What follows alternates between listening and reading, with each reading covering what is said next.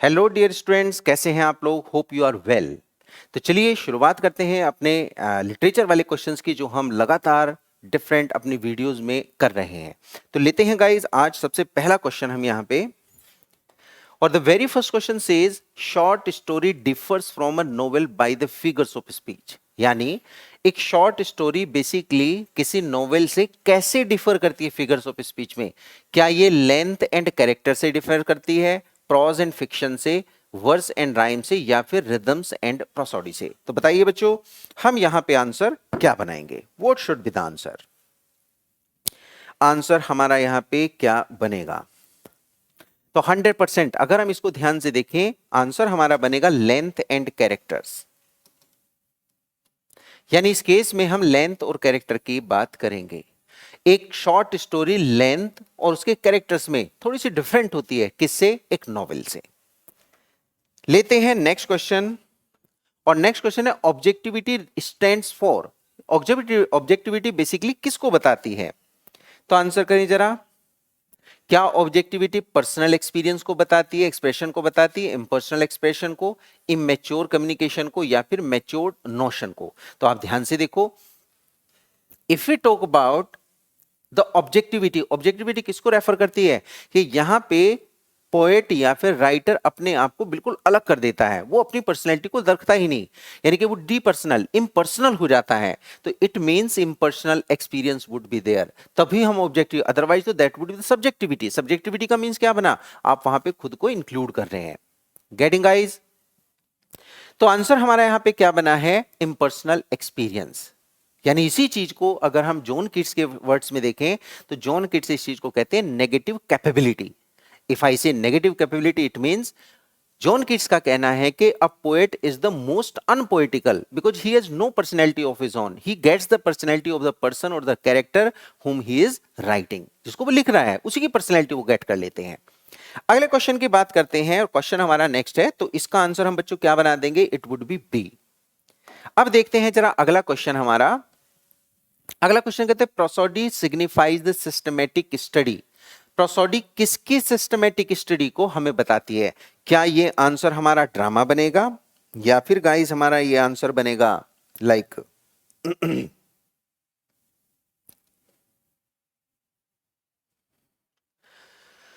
Novel, या फिर short story, या फिर हम इसको वर्सिफिकेशन कहेंगे? अब अगर हम प्रोसोडी की बात करें, ये जो वर्ड बच्चों यूज होता है, ये बेसिकली किसको शो करता है? पोएटिक डिक्शन को शो करता है, उसके मैनर्स को शो करता है। क्या सिंटेक्स आपने यूज किया है? तो ये सिस्टमेटिक स्टडी बेसिकली प्रोसोडी किसकी है? वर्सिफिकेशन की। कि आपने उस वर्स को बेसिकली बताया, बनाया कैसे, क्या उसमें साउंड दी, क्या उसमें आपने राइम दी, एटसेट्रा। सो वर्सिफिकेशन के को ही सिग्निफाई करने वाला हमारा प्रोसोडी कहता है, ये सिस्टमेटिक स्टडी होती है वर्सिफिकेशन की। ये रहा आपका नेक्स्ट क्वेश्चन, कंपैट्रियट मींस। तो कंपैट्रियट बच्चों किसको कहते हैं? क्या ये कॉमरेड होता है, क्लासमेट होता है, फेलो कंट्रीमैन होता है, या फिर फ्रेंड? टर्म है, यानी कि this term has been used in different works. तो अगर हम इस क्वेश्चन की बात करें, तो कंपैट्रियट बेसिकली हम कहते हैं एक कंट्री मैन को। कंट्री मैन का मींस बेसिकली क्या बन गया? फेलो कंट्रीमैन, यानी हमारे पास साथ में रहने वाला, है ना? तो फेलो कंट्रीमैन उसी कंट्री का क्या कंपैट्रियट कहलाएगा? It would be a compatriot. The arrangement of events in the order of their occurrences, यानी कि कोई इवेंट्स अगर एक पर्टिकुलर सीक्वेंस में अकर होती हैं, घटित होती हैं, तो हम उस घटने के क्रम को क्या कहते हैं? क्या वो हमारा आंसर क्रोनोमीटर होता है, क्रोनोलॉजी होता है, क्रॉनिकल होता है, या कोरियोग्राफी होता है? देखो, अगर हम कोरियोग्राफी की बात करेंगे तो ऑब्वियसली किस रहेगा? डांस से रिलेटेड। क्रोनोमीटर की बात करेंगे तो ये टाइम को नापने वाला मीटर है। क्रोनोलॉजी बिल्कुल हम देख सकते हैं, लेकिन बच्चे जो क्रॉनिकल है वो कह रहा है arrangement of events. If you see it according to the way of literature, तो ऑब्वियसली लिटरेचर में हम इस चीज को क्रॉनिकल कहते हैं, यानी कि जो डिफरेंट इवेंट्स होती हैं और वो घटित होती है, कर होती है किसी पर्टिकुलर टाइम पे, टाइम के अकॉर्डिंग, तो obviously that would be taken as the chronicle. लेते हैं question number next, what do you mean by an elegy? Elegy सब बच्चे जानते हैं, जैसे एडोनाइज, एडोनाइज को हम एलिजी कहते हैं, रग्बी चैपल को हम ओ कैप्टन, माई कैप्टन, ये सारी ही एलिजी हैं। और बेसिकली ये सब एलिजी बेसिकली, या फिर हम बड़ी जबरदस्त एलिजी लिखने वाले की बात करें, थॉमस ग्रे की elegy written in country churchyard, है ना, रोमांटिक रिवाइवल में।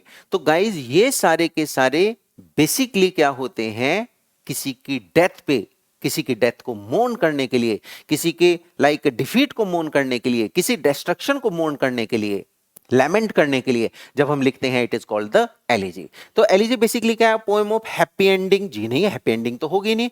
अनहैप्पी एंडिंग बिल्कुल हो सके, प्रेजिंग गॉड या मॉर्निंग डेड, 100% ये आंसर हम डी लगाएंगे। A song of morning the dead, किसी डेड को मॉर्न करने के लिए। अब ये जो लिखा है पोएम ऑफ अनहैप्पी एंडिंग, ये क्या बन जाएगी, हमारी डर्स भी हो सकती है, एलिजी भी हो सकती है, बट बेसिकली जो मॉर्निंग ऑफ डेड है ये हमारी एलिजी कहलाती है। क्वेश्चन नंबर नेक्स्ट देखते हैं, what do you mean by the tragic comedy as the word shows. क्या वर्ड शो कर रहा है कि ये कॉम्बिनेशन है ट्रेजी प्लस कॉमेडी का, ये ट्रेजी और कॉमेडी दोनों को कंबाइन करके दिखा रहा है। अब ये कंबाइन करके दिखाए तो क्या बनेगा, काइंड ऑफ वर्ड्स प्ले बनेगा, अ प्ले विद अनहैप्पी एंडिंग, या फिर blending of tragic and comic elements, या फिर मिक्सचर ऑफ ड्रामा। जी नहीं, ये ब्लेंडिंग है। अगर हम बात करें, क्लासिक्स का ये कहना था कि tragedy should be a pure tragedy, a comedy should be a pure comedy, है ना, वो उनका मिक्स नहीं होना चाहिए। But later we see people came, Elizabethan Shakespeare की हम बात करें, उनका कहना है कि भाई लाइफ जो है that is a mix of sorrow and joy, तो why not we must make a mix of them. तो ये ब्लेंडिंग बन के आई। तो किसकी ब्लेंडिंग बनेगी, blending of tragic and comic elements. इसी को हम क्या नाम देते हैं, ट्रेजिक कॉमेडी। शेक्सपियर ने कई सारी ट्रेजिक कॉमेडी लिखती हैं। जबकि अगर हम बेन जॉनसन की बात करें तो बेन जॉनसन पूरी तरह से क्लासिसिस्ट थे, उनके ट्रेजिक वर्क अलग हैं, कॉमेडिक वाले वर्क अलग हैं, डिस्टिंक्शन है उन दोनों के बीच में। अब आते हैं हम अलग क्वेश्चन पे, व्हाट इज एपिस्टोलरी नॉवेल। एक एपिस्टोलरी नॉवेल होता क्या है गाइज। एपिस्टोलरी नॉवेल की हम बात करें तो ध्यान से देखो, नॉवेल ऑफ शॉर्ट लेंथ, जी नहीं, शॉर्ट लेंथ वाला बच्चों नोवेला कहलाएगा। नॉवेल पर्सनल फीलिंग्स, हम इसको क्या कहेंगे, पर्सनल फीलिंग वाले को पर्सनली लिखा गया, सब्जेक्टिव। अ नोवेला, देखो नोवेला यहां पे लिख दिया, वही वाली बात मैंने कही कि शॉर्ट नोवेल, नोवेल। लेकिन लास्ट वाला जो लिखा है डी यहां पे, अ novel of correspondence among the characters, characters के बीच जो कोरेस्पोंडेंस होता है उसके थ्रू जो हम नोवेल लिखते हैं, that is called the epistolary. क्योंकि जो वर्ड एपिस्टल है गाइस, इस एपिस्टल का मीन्स ही किससे होता है, लेटर से। ये एक लैटिन वर्ड है, दैट मीन्स द लेटर। तो पत्रों के थ्रू, पत्र व्यवहार के थ्रू यहां पे पूरे पूरे नॉवेल को बनाया जाता है। अब सबसे बड़ी बात इसमें क्या देखेंगे, इस वर्क की शुरुआत करने वाले कौन थे हमारे, Richardson, S Richardson, Samuel Richardson, है ना। क्या क्या लिखा था बच्चों, याद हो आपको, Pamela, one of the best one he had written, है ना। तो पामेला सबसे पहले लिखा गया सक्सेसफुल नॉवेल था, that was based on this epistolary. तो ये एक एपिस्टोलरी नॉवेल है। तो रिचार्डसन, पामेला, एपिस्टोलरी नॉवेल, और रिचार्डसन को इसीलिए कहा था father of these particular novels, epistolary novels. अगले क्वेश्चन की बात करते हैं, what is the term humour refers. Humour का मीन्स क्या होता है। तो ह्यूमर को अगर हम बच्चों यहां पे देखें, ह्यूमर क्या है, हमें लगता है कि शायद ये मजाक है या समथिंग है, लेकिन ह्यूमर बेसिकली बेन जॉनसन की दी गई, जिनका मीन्स किससे होता है, एक पर्टिकुलर ऐसे ट्रेट से ह्यूमन बीइंग में। क्योंकि अगर हम देखें तो 4 फ्लूइड है वहां पे, ब्लड है, कॉलेरिक है, लाइक वहां पे हम देखें येलो बाइल है, ब्लैक बाइल है, इन सब का कॉम्बिनेशन ही ह्यूमन बीइंग को बैलेंस बनाता है। लेकिन बेन जॉनसन के कैरेक्टर्स में इनमें से किसी न किसी एक पर्टिकुलर एलिमेंट का जो रेशो है वो थोड़ा या ज्यादा होता है, गड़बड़ होता है, यानी इसी वजह से वो पर्सन इसेंट्रिक बन जाता है, सनकी बन जाता है। और ये सनक ही उसकी क्या कहलाती है, ह्यूमर। इसी को उन्होंने ह्यूमर कहा। यानी ये अमेजिंग वंडर रैप्चर नहीं है, it is anything that causes laughter. और वही बच्चों सारे के सारे जो ऑडियंस है उनको हंसाती है। यानी कि अगर उसमें ब्लड ज्यादा है तो 100% वो लोगों को कॉमिक देगा, हंसाएगा, कॉमेडी बनाएगा। तो ह्यूमर का मीन्स यहां पे है anything that causes laughter. Question number 11, reading makes a full man, conference a ready man, and writing an exact man. ये किसने कहा, तो बच्चों ये कहा हमारे फ्रांसिस बेकन ने। सभी बच्चे जानते होंगे फ्रांसिस बेकन को। फ्रांसिस बेकन एक ऐसे पर्सन है who is called the father of English father of English essays. English essays बड़े जबरदस्त साइंटिफिक पर्सन थे, साइंटिफिक एटीट्यूड वाले थे। मजेदार बात क्या है कि इन्होंने ऑफ से अक्सर लिखे हैं, of study, of friendship, of single life, of married life etcetera, of truth. इनमें से ये जो एश है ऑफ स्टडी, इसमें एक लाइन आती है reading make the full man. Reading full man बनाती है, जबकि कॉन्फिडेंस रेडी मैन और राइटिंग एक एग्जैक्ट मैन बनाती है। मतलब एक एक वर्ड जबरदस्त वहां पे है। तो आंसर हमारा क्या जाएगा यहां पे? बेकन से आंसर जाएगा।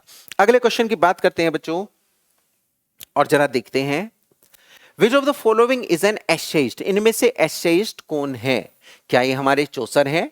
पोएट थे। जॉन वाइक्लिफ पोएट थे। चार्ल्स लैम्ब, स्पेंसर भी पोएट। लेकिन ये जो चार्ल्स लैम्ब है, अगर आपको याद हो, dream children he had written many other essays। क्या नाम था? Ashes of Elia. एलिया किसका स्यूडोनिम या पेन नेम था? ये चार्ल्स लैम्ब का ही था। तो रोमांटिक एज में जो चार्ल्स लैम्ब है, ही वाज अ ग्रेट एशेस्ट। अगले क्वेश्चन की बात करेंगे, our sweetest songs are those that tell of saddest thoughts. बड़ा जबरदस्त क्वेश्चन हमारा है।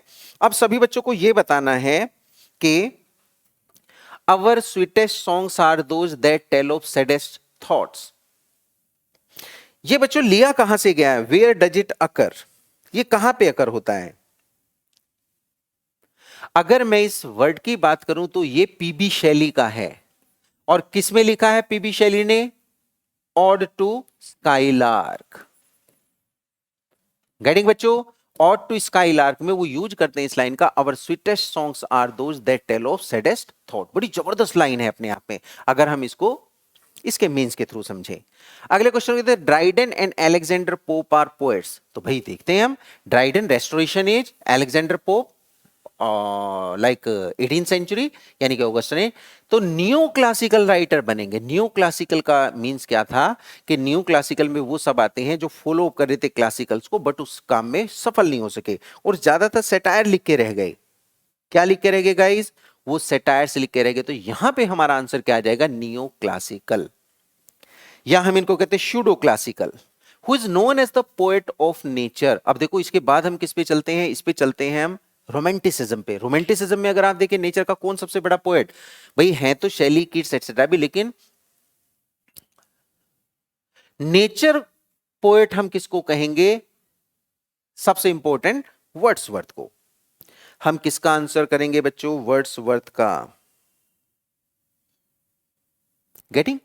यानी कि कहा ही इनको जाता है, जबकि शैली, कीट्स एटसेट्रा ये भी रोमांटिसिज्म में है। Who of the following was both a poet and painter? वो पेंटर भी था और वो बच्चों पोएट भी था। हम किसे आंसर करेंगे यहां पे? तो ये हमारे हैं पोएट एंड पेंटर 205 में। तो ये बच्चों बनेंगे हमारे ब्लेक, विलियम ब्लेक। एक पोएट भी थे और वो एक पेंटर भी थे। क्वेश्चन नंबर नेक्स्ट देखते हैं, एमिली जोला इज फेमस। एमिली जोला काहे के लिए फेमस है? ये हमें देखना है। तो इसलिए फेमस है, she is a French novelist. तो एमिली जोला एक फ्रेंच नॉवेलिस्ट हैं।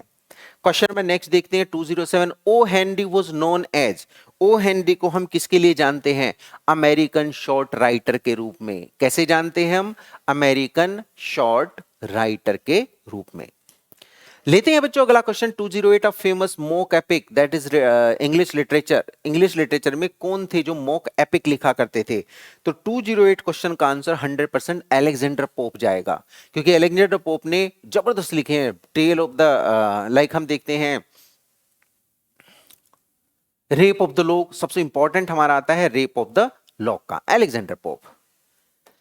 Question number 209, Arthur Clarke is known as. Arthur Clarke को हम कैसे जानते हैं?